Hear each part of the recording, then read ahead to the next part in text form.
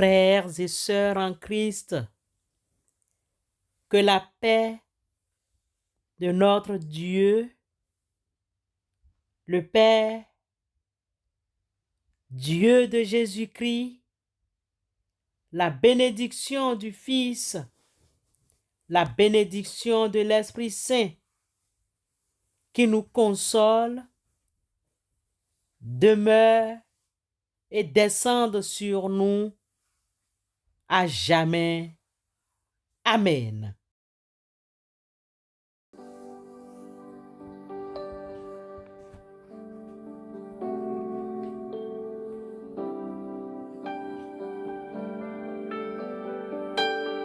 Au-dessus des puissances,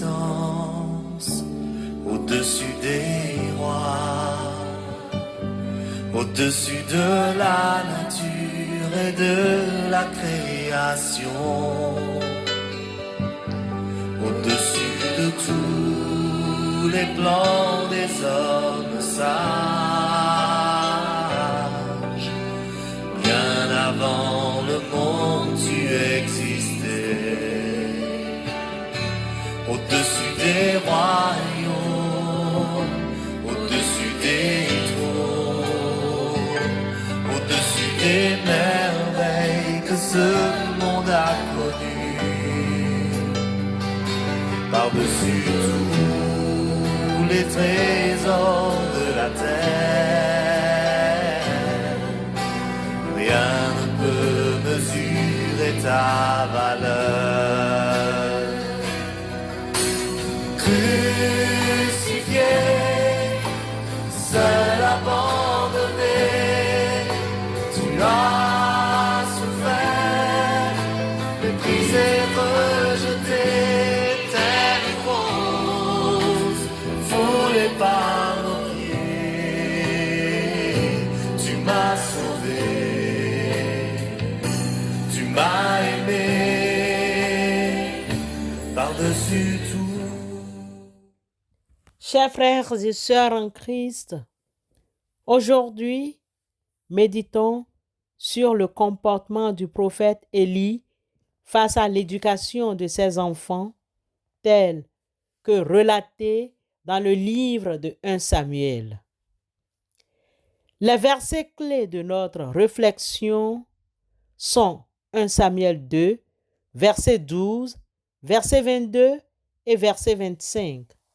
Nous examinerons les erreurs du prophète Élie en tant que père et les leçons que nous pouvons en tirer pour nos vies et pour l'éducation de nos propres enfants.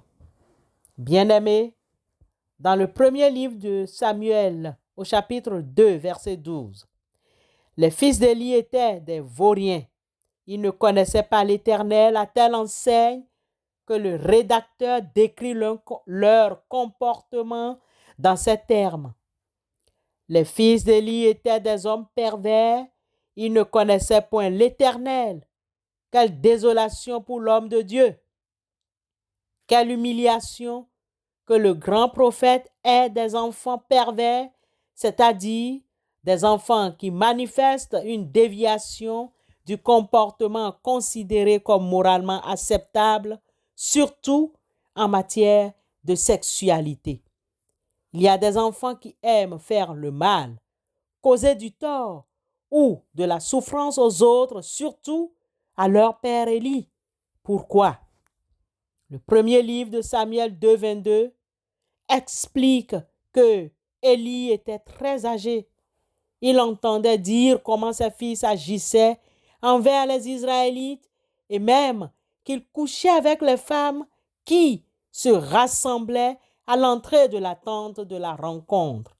Un peu plus loin, au verset 25 de ce même chapitre 2 du premier livre de Samuel, la loi stipule que si un homme pêche contre un autre homme, Dieu le jugera, mais si un homme pêche contre l'Éternel, qui interviendra pour lui? Mais ils n'écoutèrent point la voix de leur père, car l'Éternel voulait les faire mourir. 1 Samuel 2, 25. Quelle analyse pourrions-nous faire de ces versets? Dans un premier temps, nous pouvons retenir la négligence spirituelle et morale de Élie. Les fils d'Élie étaient des vauriens, ils ne connaissaient pas l'Éternel. 1 Samuel 2, 12.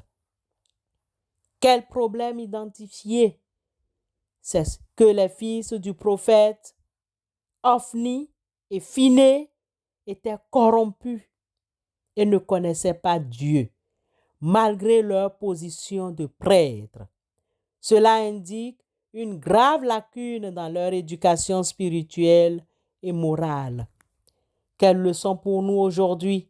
En tant que parents et éducateurs, il est essentiel d'enseigner à nos enfants la connaissance de Dieu et les valeurs morales dès leur jeune âge. Ne pas le faire peut conduire à des comportements destructeurs. Notre deuxième analyse est la tolérance abusive de l'injustice et de l'immoralité. 1 Samuel chapitre 2, verset 22. Élie était très âgé. Il entendait dire comment ses fils agissaient envers les Israélites et même qu'il couchait avec les femmes qui se rassemblaient à l'entrée de la tente de la rencontre. Un autre problème identifié. Élie, bien qu'au courant des actes immoraux et injustes de ses fils, n'a pas pris de mesures appropriées pour les corriger. Sa tolérance passive a permis à leur comportement de se perpétuer. Est-ce à cause de son âge? Certainement pas. Alors, quelle leçon pour nous? Ignorer ou tolérer les comportements immoraux et injustes de nos enfants est une erreur grave. Il est crucial d'agir avec fermeté et amour pour corriger leurs mauvais comportements et les guider vers le droit chemin. Notre troisième analyse débouche sur l'ignorance de l'autorité parentale. Dans 1 Samuel chapitre 2, verset 25, ils ont été au moins avertis. Si un homme pêche contre un autre homme, Dieu le jugera. Mais si un homme pêche contre l'Éternel, qui interviendra pour lui? Mais les fils n'écoutèrent point la voix de leur père, car l'Éternel voulait les faire mourir. 1 Samuel 2, 25. Nous avons identifié un problème à ce verset 25. Les fils du prophète Élie n'ont pas écouté les réprimandes de leur père. Leur cœur était endurci et ils ne respectaient pas l'autorité parentale et divine. Quelle leçon pour nous? Il est crucial de discipliner nos enfants de manière constante et juste en leur enseignant le respect de l'autorité. Cela nécessite une communication claire et des conséquences appropriées pour leur action. Mais il faut que les enfants aussi écoutent les parents, les adultes, pour se corriger. Écoute-moi, mon fils, fais bon accueil à mes paroles et les années de ta vie seront nombreuses. Proverbe chapitre 4, verset 10. En définitive, bien-aimés frères et sœurs, c'est un devoir très important pour nous parents, éducateurs, d'inculquer la connaissance de Dieu à nos progénitures. Souvenons-nous du roi Salomon dans Proverbe chapitre 22, verset 6. Instruis l'enfant selon la voie qu'il doit suivre, et quand il sera vieux, il ne s'en détournera pas. En tant que parents, nous devons être des modèles de foi et d'intégrité pour nos enfants, leur enseignant les Écritures et les valeurs chrétiennes. Corrigeons avec amour et fermeté nos enfants. Évitons de faire de nos progénitures des enfants rois.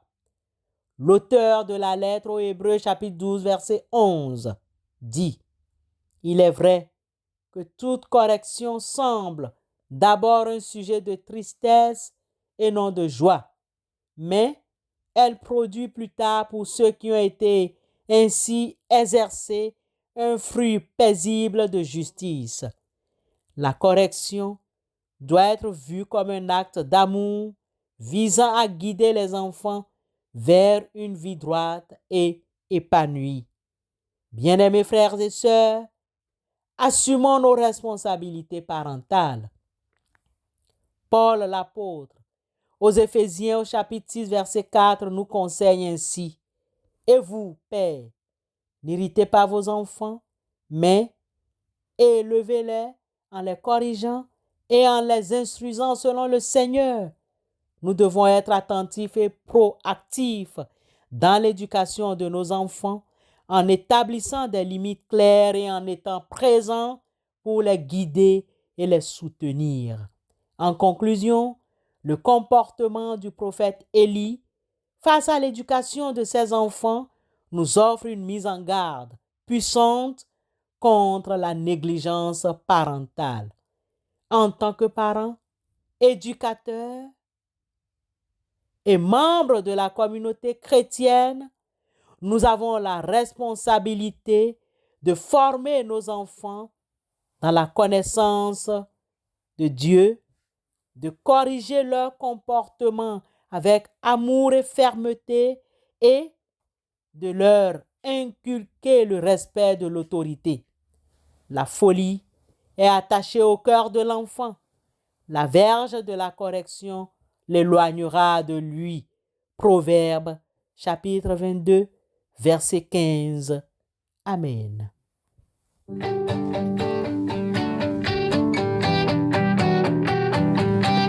parti!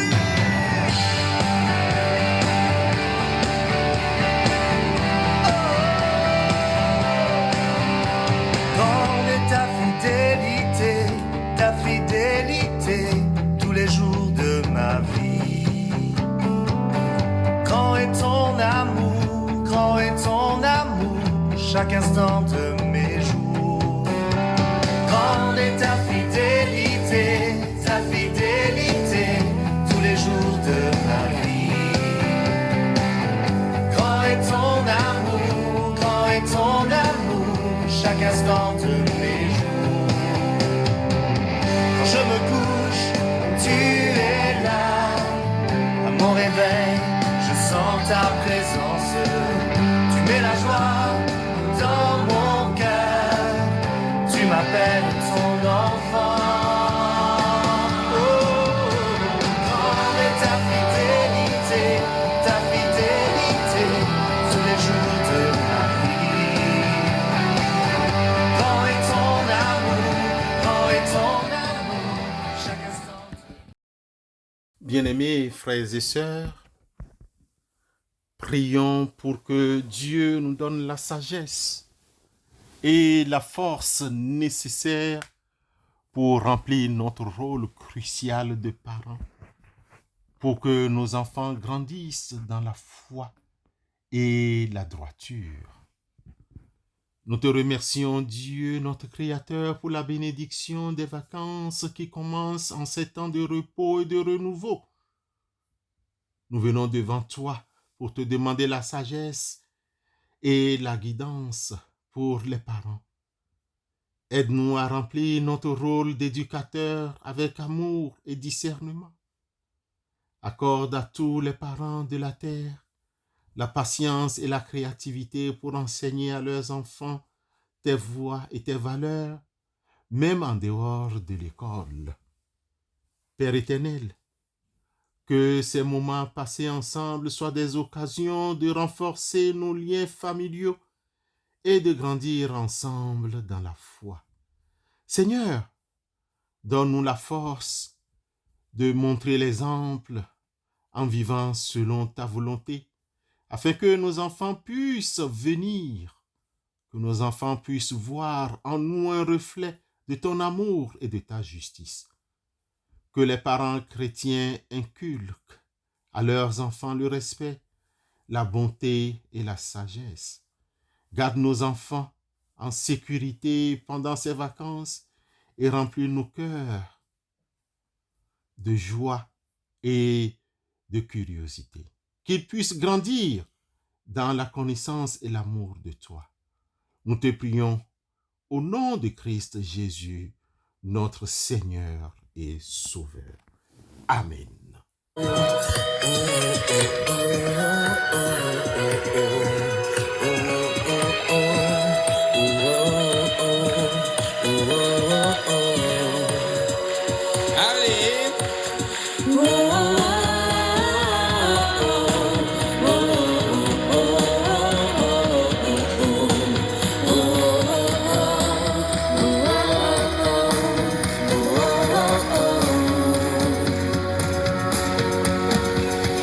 L'Éternel est mon berger, de rien je ne manquerai.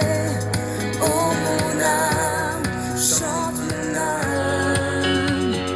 Pas à pas il me conduit, au bord des eaux calmes je le suis. Oh mon âme, chante mon âme. Oui, toujours le bonheur et la grâce m'accompagneront devant sa face. Dans sa présence, tellement de joie, tellement de joie.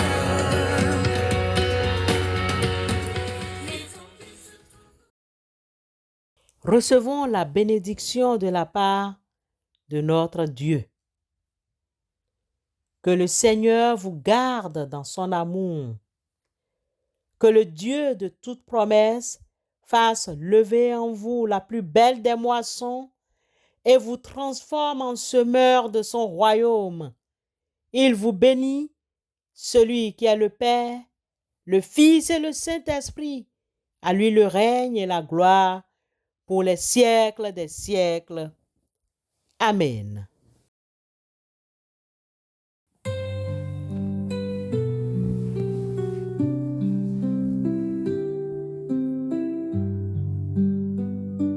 Je me présente devant toi, je viens devant ton trône.